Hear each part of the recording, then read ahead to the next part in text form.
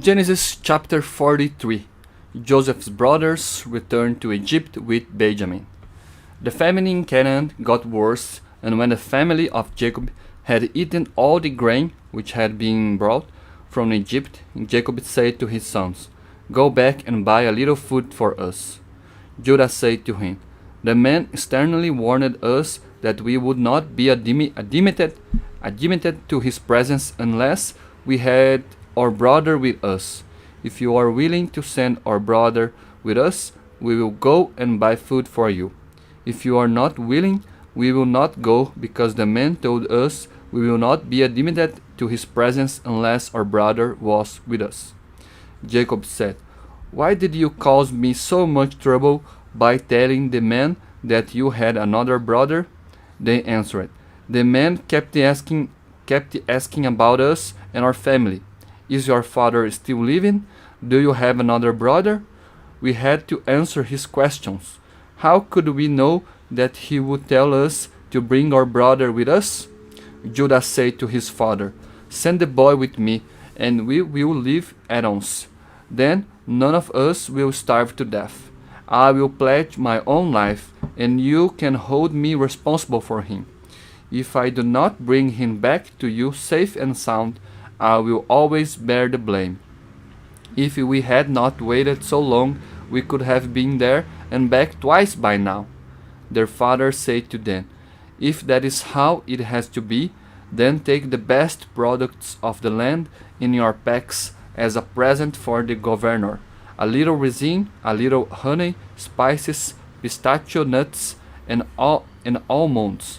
Take with you also twice as much money, because you must take back the money that was returned in the top of your sacks. Maybe it was a mistake. Take your brother and return at once. May Almighty God cause the man to have pity on you, so that he will give Benjamin and your other brother back to you. As for me, if I must lose my children, I must lose them." So the brothers took the gifts and twice as much money and set out for Egypt with Benjamin. There they presented themselves to Joseph. When Joseph saw Benjamin with them, he said to the servant in charge of his house, "Take this man to my house. They are going to eat with me at noon, so kill an animal and prepare it." The servant did as he was commanded and took the brothers to Joseph's house.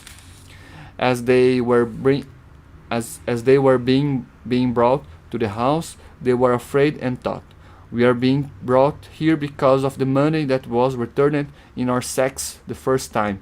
They will suddenly attack us, take our donkeys, and make us his slaves." So at the door of the house they say to the servant in charge, "If you please, sir, we came here once before to buy food. When we set up camp on the way home, we opened our sacks, and each man found his money in the top of his sack, every bit of it. We have brought it back to you. We have also brought some more money with us to buy more food.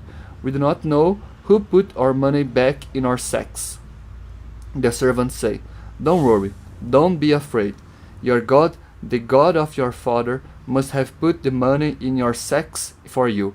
I received your payment." Then he brought Simeon to them. The servant took the brothers into the house. He gave them water so that they could wash their feet, and he fed their donkeys. They got their gifts ready to present to Joseph when he arrived at noon, because they had been told that they were to eat with him. When Joseph got home, they took the gifts into the house to him and bowed down to the ground before him. He asked about their health and then said, "You told me about your old father. How is he? Is he still alive and well?" They answered, "Your humble servant, our father, is still alive and well." And they knelt and bowed down before him. When Joseph saw his brother Benjamin, he said, "So this is your youngest brother, the one you told me about. God bless you, my son." Then Joseph left suddenly, because his heart was full of tender feeling for his brother. He was about to break down, so he went to his room and cried. After he had washed his face, he came out, and controlling himself, he ordered the meal to be served. Joseph was served at one table, and his brothers at another. The Egyptians who were eating there were served separately, because they considered it beneath their dignity to eat with Hebrews. The brothers had been seated at the table, facing Joseph, in the order of their age, from the oldest to the youngest.